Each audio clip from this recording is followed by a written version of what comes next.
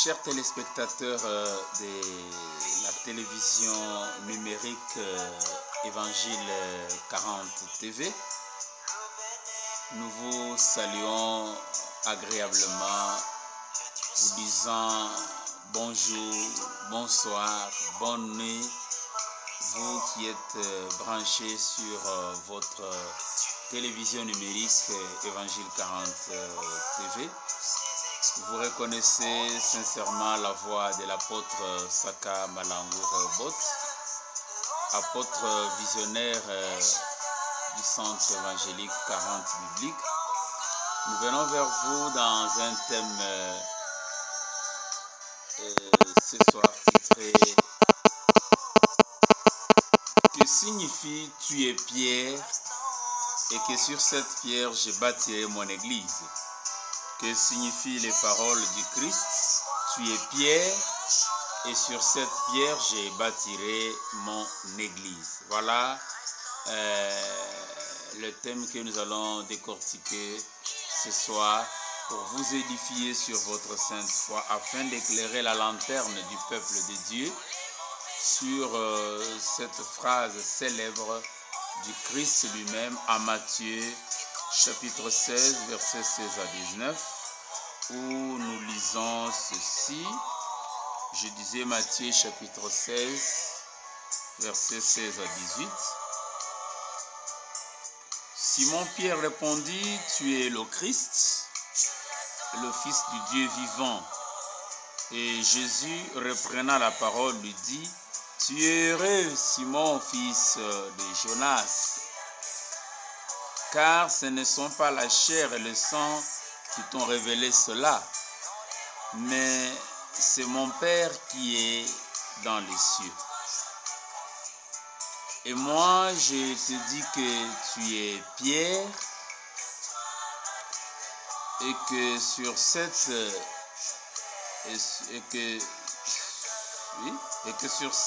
pierre, je bâtirai mon église.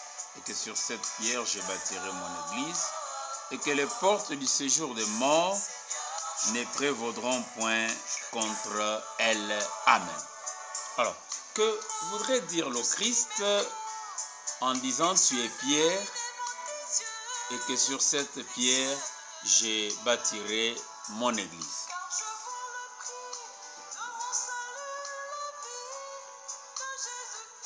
Pour bien comprendre ces paroles du Christ, nous commençons par présenter les compréhensions qui existent à nos jours selon différentes tendances dans la spiritualité des églises. Il y en a qui disent « Tu es pierre et que sur cette pierre, je bâtirai mon église. » Il y en a qui ont compris que l'église est bâtie sur pierre comme individu, comme homme. Et que à la mort de Pierre, il y a une certaine succession apostolique sur un trône apostolique qui fait qu'après Pierre, il vient quelqu'un d'autre. Après, donc Pierre laisse à un, celui-là laisse à un autre, ainsi de suite. Cette succession ininterrompue des apôtres, successeurs de Pierre, a continué jusqu'à ce jour et de nos jours. Il y en a qui pensent que non, l'église n'est pas bâtie sur Pierre. D'ailleurs, le deuxième mot Pierre, il faut comprendre par là Petra, la grosse pierre, et Petros, c'est la petite pierre qui est pierre, et que la grosse pierre, c'est le Christ lui-même. Comme pour dire, l'église n'est pas bâtie sur Pierre, elle est bâtie sur Christ. Parce que Pierre n'est qu'un homme. Alors, ma compréhension à moi, que je vous livre ce soir, est que l'église n'est pas bâtie sur Pierre comme individu, mais l'église est bâtie sur le ministère apostolique de Pierre. Parce que le ministère apostolique, c'est un ministère de fondation, de fondement, de commencement de l'œuvre de Dieu. Donc l'église est bâtie sur Pierre comme apôtre, et non comme individu.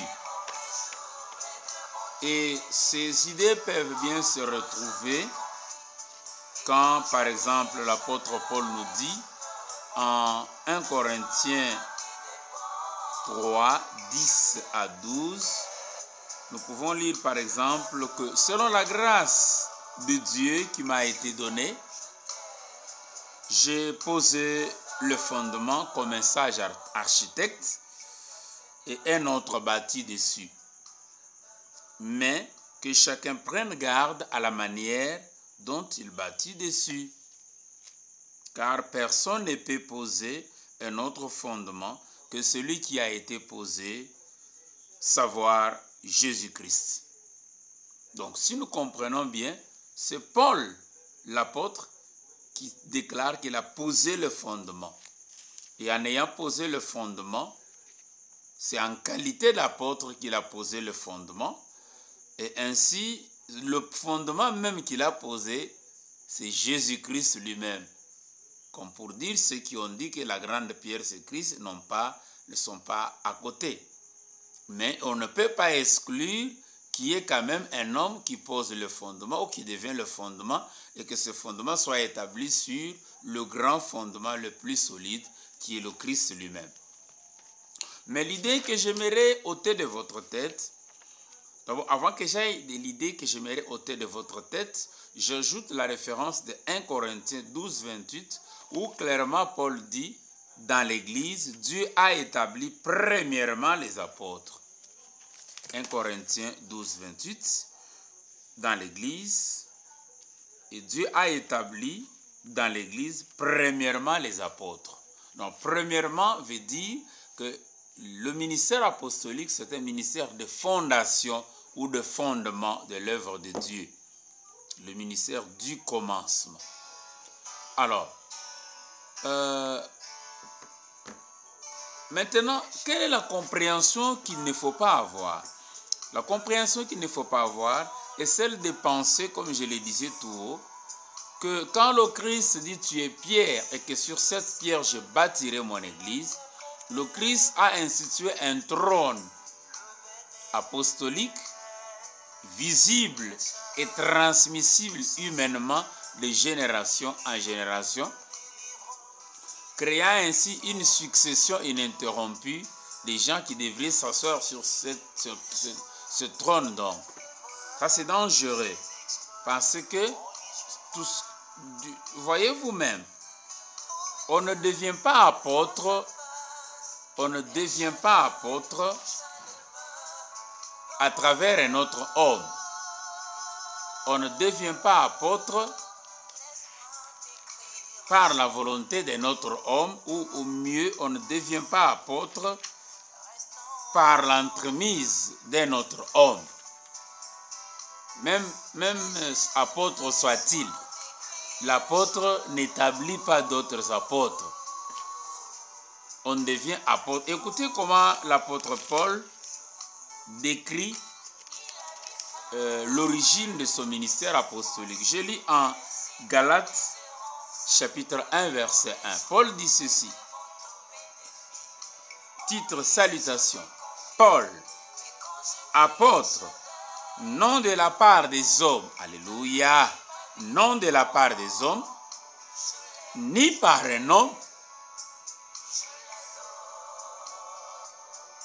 mais par Jésus-Christ et Dieu le Père qui l'a ressuscité des morts. Mais par Jésus-Christ et Dieu le Père qui l'a ressuscité des morts. Vous comprenez que Paul vous dit clairement qu'il n'est pas devenu apôtre par la volonté des hommes, ni même pas par l'entremise d'un homme, mais qu'il est apôtre par Jésus-Christ et Dieu le Père qui l'a ressuscité des morts. Donc, ici, il faut ôter de votre compréhension certaines interprétations qui disent que non, comme Paul a été baptisé par Ananias et qu'Ananias a été baptisé par les apôtres Pierre et Paul, Jacques et autres, donc le ministère de Paul est venu de Pierre ou d'Ananias. Non, non, non, ne confondons pas le baptême et le ministère apostolique. Paul, même quand Ananias l'est baptisé, il était déjà établi apôtre. Il dit même que lorsqu'il plut à celui qui m'a mis à part dès le sein de ma mère, vous voyez, n'est-ce pas, et qui m'a appelé par sa volonté, voilà, je pense qu'il le dit, c'est en Galates d'ailleurs où je suis, où il le dit. Je crois que c'est Galates chapitre 2.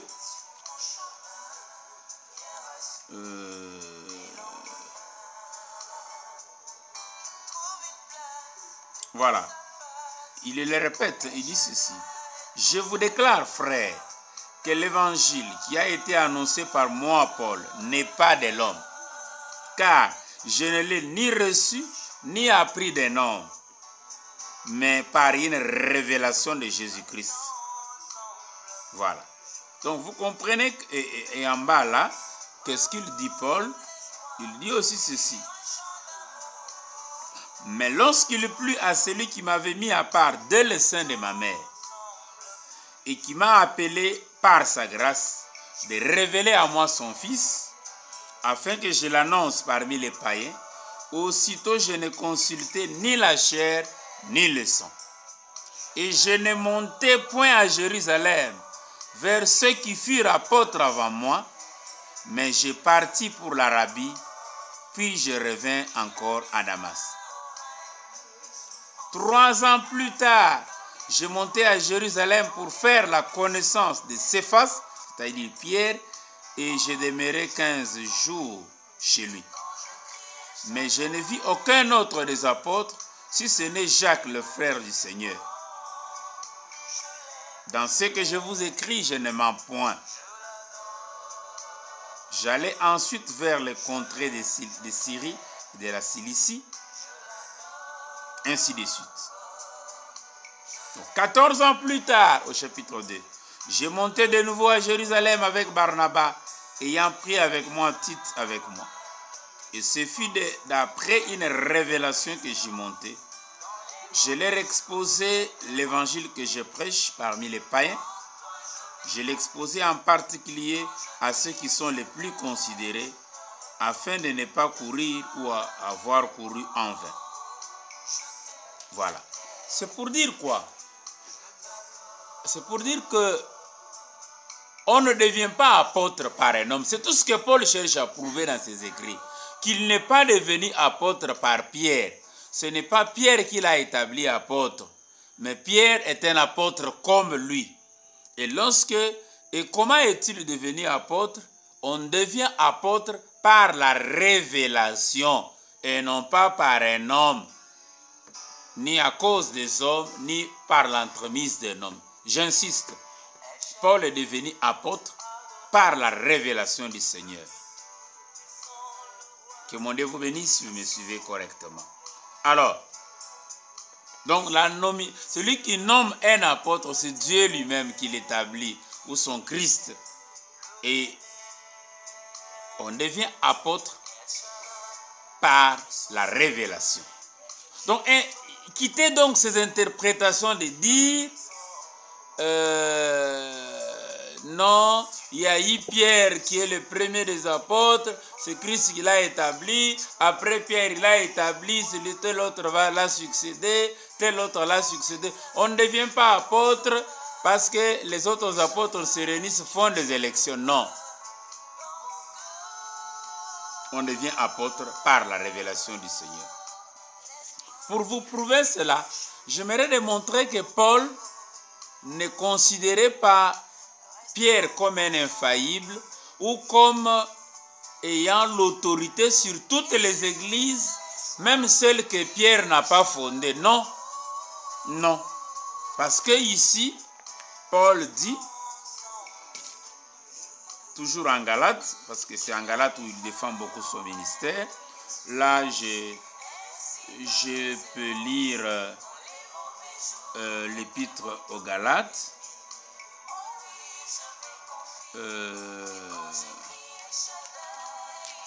Au chapitre 2 toujours.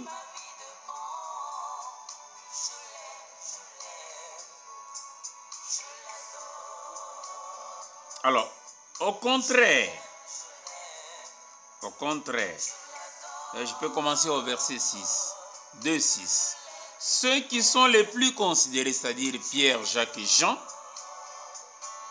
quels qu'ils aient été, malgré le fait qu'ils étaient les plus considérés là, jadis, cela ne m'importe pas.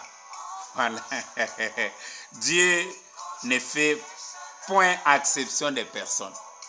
Qu'il soit le premier. Oh, Pierre est le premier, celui qui avait commencé. Nous descendons de Pierre. Nous descendons de Pierre. Pierre avait laissé à tel. Tel avait laissé à tel. Non, ce n'est pas ça. Paul vous dit qu'il soit le premier, qu'il soit le plus considéré. Cela m'importe peu. Cela m'importe peu quel qu'ils aient été jadis. Dieu ne fait point de favoritisme. Dieu ne fait point exception des personnes. Ce n'est pas cela qui importe pour Dieu. Alors, ceux-là qui étaient les plus considérés ne m'ont rien imposé, pensant qu'ils étaient prééminents ou préséants. Non. Au contraire, voyant que l'évangile m'avait été confié pour les incirconcis, comme à Pierre pour les circoncis, vous voyez, n'est-ce pas? Ils ont eux-mêmes constaté que, en voyant ce que Paul prêche, ce que Paul révèle, en tout cas, l'évangile pour les païens, celui qui doit fonder l'église des païens, celui qui doit poser le fondement de l'église des païens, c'est Paul. De la même manière que Pierre a posé le fondement de l'église des Juifs. L'église judéo-chrétienne a pour fondation Pierre, et l'église des gentils ou des païens a pour fondation Paul. Donc Paul ne reconnaît pas à Pierre une autorité universelle, incontestable, infaillible, infinissable, intraitable, infaillible, non contredisable. Non, ça c'est une idée totalement anti-scripturaire, anti-biblique, inconnue et étrangère à nous tous. Mais Paul reconnaît seulement à Pierre la préséance ou le fondement de l'église judéo-chrétienne pour en avoir posé le fondement. Et que pour poser le fondement pour l'église des païens, c'est à Paul que nous devons regarder qui en a posé le fondement. Parce que l'église est bâtie sur les enseignements apostoliques.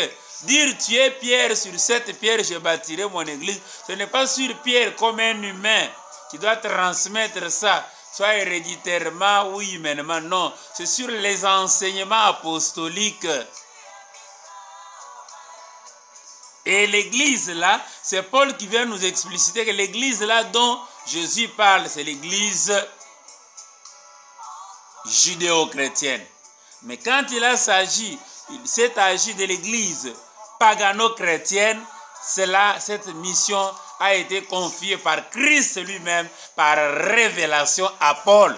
Cessez donc de nous frapper aux oreilles. Non, nous sommes l'église établie du temps des apôtres. Notre premier apôtre, c'était Pierre. Pierre a laissé à tel. Non. C'est une idée purement étrangère à la Bible, non enseignée par aucun des apôtres. Même Pierre lui-même ne prétend pas cela. Même Paul ne reconnaît pas l'infaillibilité à Pierre. Il dit qu'ils ne m'ont rien imposé. Ils ont seulement fait le constat par discernement que l'église judéo-chrétienne a eu pour fondateur Pierre et que l'église pagano-chrétienne, celui à qui Christ a confié cette mission, c'est Paul. Ayant reconnu la grâce qui m'avait été accordée, Jacques, Céphas et Jean, qui sont considérés comme des colonnes, me donnèrent à moi et à Barnabas la main d'association. Donc on impose, un apôtre ne transmet pas le ministère apostolique à un autre apôtre, non. Il lui a donné la main d'association pour lui dire que tu es notre homologue. de même que nous sommes pour l'église judéo-chrétienne. C'est ce qu'on dit. À moi et à Barnabas, la même association, afin que nous allions,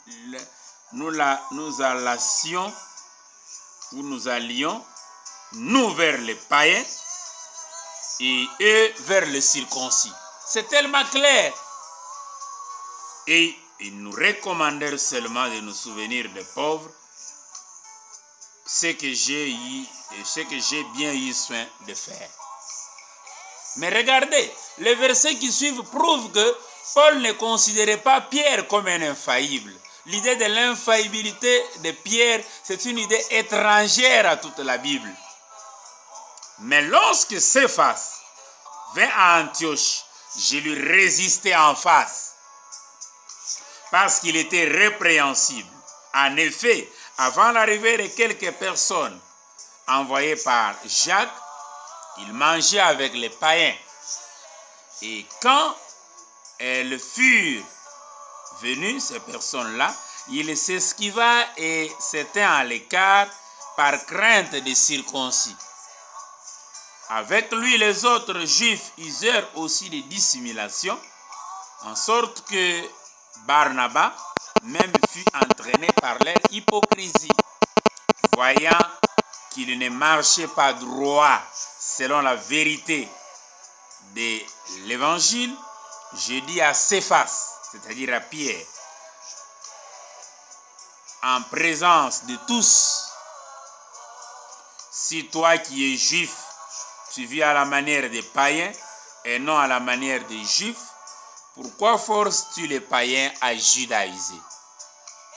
Parce qu'ici, par sa conduite, Pierre voulait démontrer aux yeux de tous que les païens sont moins que les juifs. Même les païens qui ont cru à l'évangile, comme si Dieu fait des favoritismes. C'est là que Paul lui rappelle ce qui est dit en Acte 15, 34. Dieu ne fait point de favoritisme. Dieu ne discrimine point les païens des juifs. Et il ne fallait que Paul, pour bien comprendre cela et l'expliciter, et en poser le fondement. Donc, à aucun moment. Donc, si je puis paraphraser les paroles du Christ à Matthieu 16, 16 jusqu'à 19, Christ aurait dit à Paul, tu es Paul, apôtre des païens, sur tes enseignements, l'évangile que je t'ai confié pour les païens, je construirai mon église pagano-chrétienne. Ça ne sert à rien de s'accrocher. Non, on a dit tu es Pierre. Sur cette pierre, je bâtirai mon église. Tu es Pierre. Non. Il a dit aussi tu es Paul. Il a établi apôtre des païens. C'est Paul qui l'a dit, je viens de lire. Et quand l'église évolue, nous comprenons donc que ces paroles dites à Pierre, ou cette révélation de Christ à Pierre, elle est dynamique et non statique. On ne doit pas rester figé, stéréotypé, conservateur, routinier, non. On doit comprendre ça de manière dynamique. Comprendre que ce que Christ a dit à Pierre, il a dit à Paul, il a dit aussi d'une certaine manière à moi, votre serviteur, apôtre Saka Malangou Rehoboth. Comment suis-je devenu apôtre? C'est par la révélation de l'évangile des 40, dont je pose le fondement pour l'église du temps de la moisson. Parce que le 17 avril 2012, à 4 h du matin, à moins du tout, dormant dans mon salon, Dieu a chuchoté à mon oreille par la voix intérieure, l'illumination intérieure, comme il y a eu des églises de sémailles. Comme il y a eu des églises de sémailles, il y aura de même les églises de la moisson. Et par conséquent, comme les églises de sémailles ont eu des apôtres de sémailles, comme Pierre, comme Paul, comme Jean, les églises de la moisson aussi ont des apôtres de la moisson. C'est pourquoi vous m'entendez toujours me désigner comme apôtre de la moisson et non apôtre des sémailles. Parce que l'évangile que j'ai, c'est un évangile du temps de la moisson. C'est un évangile pour discerner le blé qui est la bonne semence de l'ivraie qui a été planté dans le champ par le méchant, le confusionniste.